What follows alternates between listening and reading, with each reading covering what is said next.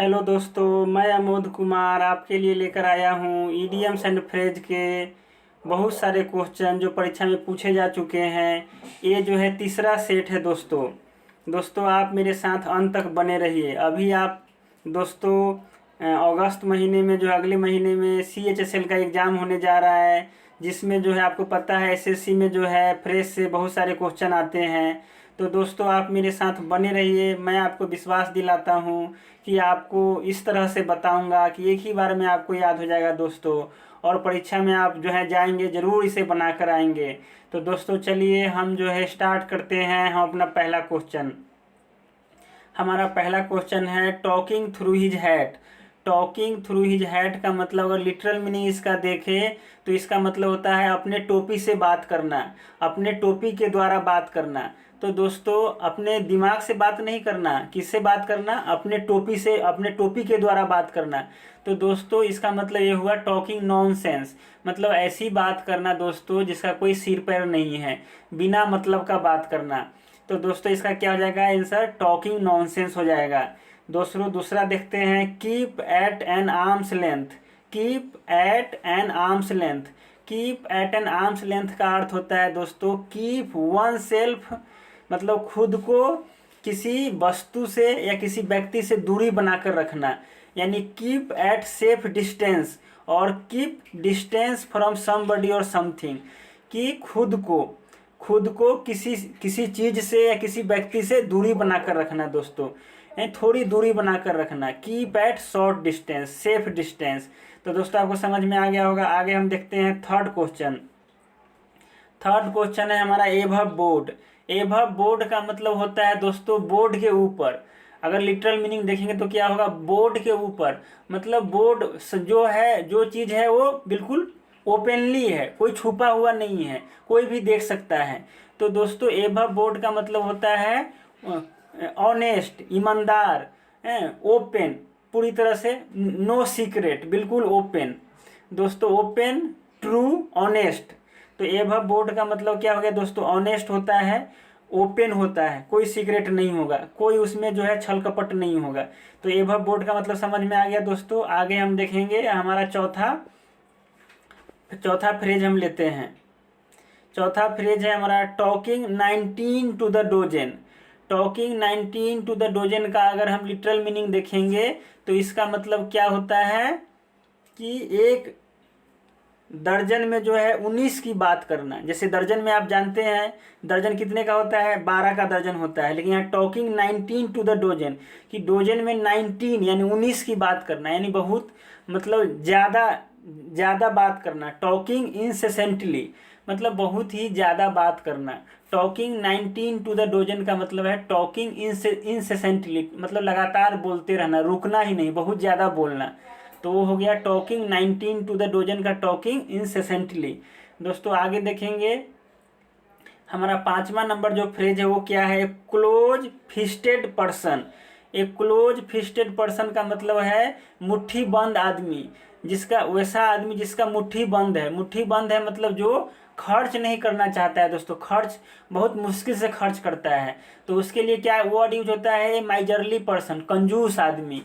ए close fisted person का मतलब हुआ ए माइजरली पर्सन। आगे हम देखेंगे 6 नंबर में क्या है? Put on years.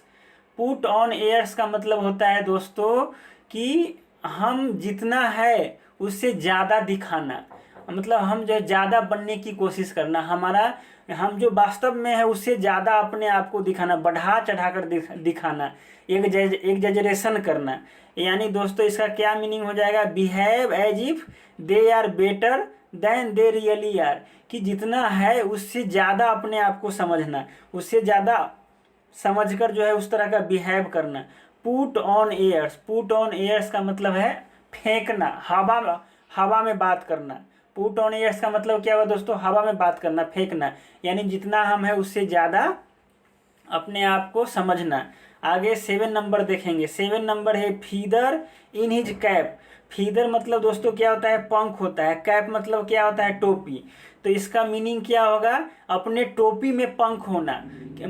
यहाँ यहाँ हिज मतलब उसके टोपी में पंख होना। हिज यहाँ वह किसी का कोई कुछ भी आ सकता है, हिज भी आ सकता है, देयर भी आ सकता है, ही हर भी आ सकता है।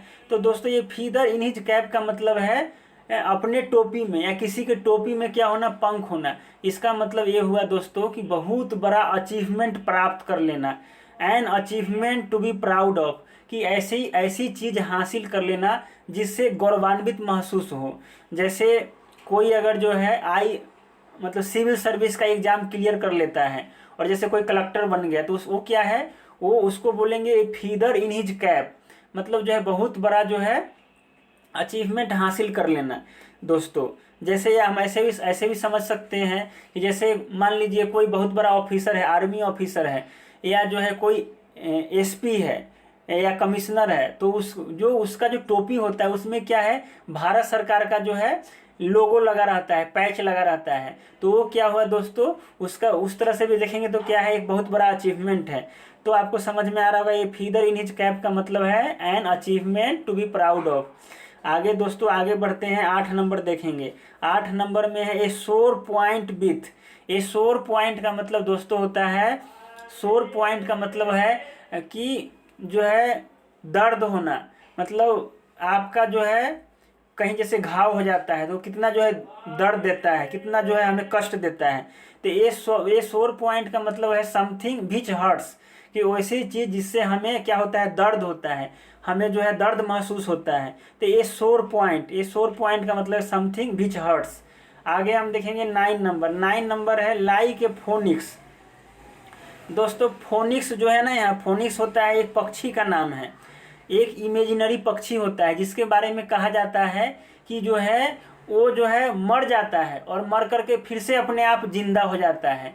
इसका मतलब ये हुआ, लाई के फोनिक्स का मतलब है कि जैसे कोई आदमी बिल्कुल बर्बाद हो जाना, किसी का बिजनेस बिल्कुल बर्बाद हो गया है और फिर से वो अपना बिजनेस जो है सेटअप कर लिया, बहुत बड़ा बिजनेस सेटअप कर लिया है। यानी मतलब एक यूँ कहिए कि जो है एक बार बिल्कुल असफल हो गया है और फिर से उसने बहुत बड़ी सफलता हासिल कर ली है। तो वो हुआ लाई के फोनिक्स। लाई के फोनिक्स, फोनिक्स यानी पक्षी, उस पक्षी की तरह जो मर जाता है और अपने आप फिर से जीवित हो जाता है। With a new life, with a बिल्कुल नए जीवन में। या ऐसे भी बोल सकते हैं कि जैसे क्या हो गया, फिर से किसी चीज़ को रिवाइव कर लेना। तो दोस्तों आपको समझ में आ गया होगा, लाई के फोनिक्स का मतलब है विथ ए न्यू लाइफ। आगे हम बढ़ेंगे, अगला देखेंगे। अगला हमारा क्या है, अगला हम देखेंगे दोस्तों 10 number a fair weather friend. क्या है दोस्तों 10 number, a fair weather friend. A fair weather friend का मतलब क्या हुआ दोस्तों, कि जो है सुख के दोस्त, सुख के साथी, दुख में न कोई। एक जो है आप जानते हैं सुख के सब साथी, दुख में न कोई। तो वो है मतलब कि ऐसा दोस्त जो सुख में आपका समय सही चल रहा है तो आपके साथ है, और जो है आपके साथ जो है अगर आप जो है किसी मुसीबत में फंस जाते हैं, आपकी स्थिति खराब हो जाती है तो वो आपको छोड़ देगा। तो ये फेयर वेदर फ्रेंड का मतलब है one who deserts you in difficulty, कि वैसा व्यक्ति जो आपको संकट में त्याग दे, वैसा दोस्त जो आपको संकट में छोड़ दे, उसको क्या बोलेंगे, ये फेयर वेदर फ्रेंड्स। समझ में आ गया होगा। आगे हम 10 नंबर देखेंगे, बेंड टू द बीन्स या गॉन विथ द बीन्स। इसका मतलब होता है बेंड टू द बीन्स, मतलब हवा में चला जाना, यानी या गॉन विथ द बीन्स मतलब हवा के साथ चले जाना, हवा में उड़ जाना। दोस्तों उड़ जाना या हवा के साथ चला जाना का मतलब कोई चीज़ गायब हो जाना, डिसएपियर हो जाना। तो यहाँ जो है दोस्तों डिसिपेटेड का मतलब भी हो रहा है, मतलब गायब हो जाना, और डिसएपियर्ड मतलब भी होता है गायब हो जाना। तो दोस्तों समझ में आ गया, बेंड टू द विंड्स का मतलब है गायब हो जाना, हवा में मिल जाना, हवा में उड़ जाना। दोस्तों इसका आपको समझ में आ गया होगा। आगे हम देखते हैं 12 number, made ducks and drakes. तो दोस्तों यहाँ जो है मेड डक्स एंड ड्रैक्स या प्ले डक्स एंड ड्रैक्स भी होता है, दोनों का मीनिंग होता है स्क्वेंडर्ड लेविसली, मतलब बहुत ज़्यादा खर्च करने वाला। दोस्तों डक्स एंड ड्रैक्स जो है वो क्या है, एक गेम है। वो कौन सा गेम है दोस्तों, जैसे हम जो है पत्थर जो है हम जो है नदी में फेंकते हैं और हम बोलते हैं कि देखो कितना टप्पा खाने के बाद जो है वो पत्थर नदी में डूबता है। तो दोस्तों उस खेल को हम क्या बोलेंगे, डक्स एंड ड्रैग्स। तो यहाँ इसका मेड ये सेकेंड फॉर्म है। मेक होता है make of dogs and drags या प्ले डॉग्स एंड ड्रैग्स, दोनों का मीनिंग होता है कि बहुत ज़्यादा खर्च करने वाला। मतलब लेविस मतलब जो है जैसे किसी का बाप जो है बहुत ज़्यादा कमा कर रखा हुआ है और बेटा नालायक निकल गया, वो बहुत ज़्यादा मतलब तुरंत खर्च करके किसी चीज़ को ख़त्म कर दिया, बर्बाद कर दिया। तो वो हुआ मेक डॉग्स एंड ड्रैग्स, मतलब खेल खेल में सारा चीज़ जो है उड़ा दिया। प्ले डॉग्स एंड ड्रैग्स मतलब खेल खेल में जो है सब कुछ जो उड़ा दिया। स्क्वेंडर्ड या मतलब बहुत ज़्यादा खर्च करना। 13 नंबर हम देखेंगे on the level. On the level का मतलब दोस्तों होता है, ऑन द लेवल का मतलब है honestly, honest and sincere. On the level का मतलब होता है दोस्तों ईमानदार, ईमानदार होता है दोस्तों ऑन द लेवल, याद रखिएगा। 14 नंबर देखेंगे टर्न एन ऑनेस्ट पेनी। तो यहाँ टर्न मतलब जो है दोस्तों, टर्न एन ऑनेस्ट पेनी का मतलब होता है, टर्न मतलब होता है अर्न करना, एन ऑनेस्ट पेन, पेनी मतलब आप जानते हैं दोस्तों क्या होता है, पेनी मतलब होता है पैसा, सिक्का, सिक्का होता है। पेनी मतलब क्या होता है, पैसा होता है, सिक्का होता है। ऑनेस्ट मतलब जो है मतलब क्या, ईमानदारी का पैसा कमाना। टर्न एंड ऑनेस्ट पेनी का मतलब है ईमानदारी का पैसा कमाना, यानी जो है ईमानदारी पूर्वक जीवन जीना। मेक ए लेजिटिमेट लिविंग मतलब जो है ईमानदारी पूर्वक अपना जीवन यापन करना। टर्न एंड ऑनेस्ट पेनी का मतलब है ईमानदारी पूर्वक कमाना, ईमानदारी पूर्वक जीवन यापन करना। Make a legitimate living, make मतलब मेक ऑनेस्ट लिविंग, ठीक है। तो दोस्तों आगे बढ़ेंगे, 15 नंबर देखते हैं। 15 नंबर में क्या है दोस्तों, 15 नंबर है give the game away. Give the game away का मतलब होता है कोई सीक्रेट रिवील कर देना। गिव द गेम अवे कि गेम में आगे क्या हो जाना है पहले ही बता देना, तो है give out the secret. Give the game away का मतलब है कि पहले ही कौन खेल, जैसे मैच हो रहा है तो जैसे मैच फिक्स हो जाता है, तो पहले ही जो है वो जो फिक्सर होता है उसको पहले पता होता है कि मैं जीतूंगा। तो वही हुआ कि गिव द गेम अवे कि मतलब पहले ही जो है सीक्रेट को बता देना, यानी गिव आउट द सीक्रेट, यानी सीक्रेट को बता देना, सीक्रेट को प्रकट कर देना। आगे देखेंगे 16 नंबर चिक बाई जॉल। चिक बाई जॉल का मतलब देखो, चिक मतलब होता है दोस्तों गाल, और जॉल मतलब होता है जबरा। तो चिक बाई जॉल का मतलब होता है वेरी नियर, मतलब चिक जैसे गाल और जबरा के बीच में जो है कितनी दूरी है, मतलब साइड बाई साइड है, बहुत नज़दीक है। तो चिक बाई जॉल का मतलब हुआ वेरी नियर, मतलब बहुत नज़दीक, साइड बाई साइड। तो दोस्तों ये समझ में आ गया होगा। 17 नंबर देखते हैं रैन, रैन रियोट। रैन रियोट का रैन मतलब होता है दौड़ना, रियोट मतलब होता है दंगा। तो दंगा में आदमी जब कहीं दंगा हो जाता है तो किस तरह से लोग दौड़ते हैं, कहीं आगे पीछे नहीं देखते हैं, दौड़ते रहते हैं बिल्कुल। तो दोस्तों मतलब एक्टेड विदाउट रेस्ट्रेंट मतलब जो है बिना किसी प्रतिरोध के जो है किसी चीज़ को करते रहना, मतलब अंधाधुंध करना, बिना किसी रोक टोक के करना। एक्टेड विदाउट रेस्ट्रेंट, आपको समझ में आ गया होगा। 18 नंबर देखेंगे go through fire and water. Go through fire and water का क्या मतलब हुआ दोस्तों, गो थ्रू मतलब आग और पानी से होकर गुजरना। आग इसका एक्चुअल मीनिंग ऐसे देखेंगे, लिटरल मीनिंग है आग और पानी से होकर गुजरना, मतलब होता है कोई भी खतरा मोल लेना। जीवन में जो है, जीवन में अचीवमेंट के लिए, सफलता पाने के लिए जो है किसी भी हद, किसी भी संकट से गुजरना, यानी अंडरगो एनी रिस्क। दोस्तों जैसे कुछ किताब है, जैसे एमबी का आप बुक पढ़ते होंगे फ्रेज के लिए, तो उसमें जो है ये क्वेश्चन का आंसर गलत दे रखा है। तो go through fire and water का मतलब है किसी भी संकट से गुजरना, उसका मतलब होता है अंडरगो, अंडरगो मतलब गुजरना, एनी रिस्क मतलब किसी संकट से। तो go through fire and water का क्या हो जाएगा, अंडरगो एनी रिस्क। आगे हम देखेंगे 19 number green fingers. Green fingers का मतलब होता है दोस्तों कि जो है natural ability to growing plant, कि मतलब जो है आपके अंदर जो है प्राकृतिक जो है गुण है फसल उगाने का, पौधा लगाने का दोस्तों, उसको बोलते हैं natural ability to grow plant. Out of thin air, out of thin air का मतलब है कि कोई चीज़ जो है एकाएक सामने प्रकट हो जाना, appear suddenly. Out of thin air मतलब एपियर सडनली। आगे हम देखेंगे ऑफ नो अवेल।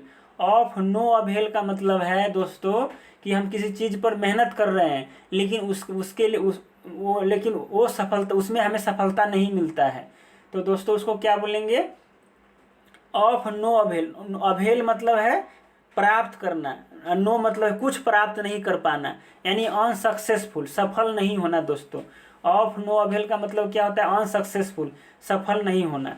आगे देखेंगे दोस्तों, हमारा जो है 22 नंबर देखेंगे और लास्ट क्वेश्चन है 22 नंबर। क्या है? On the verge of.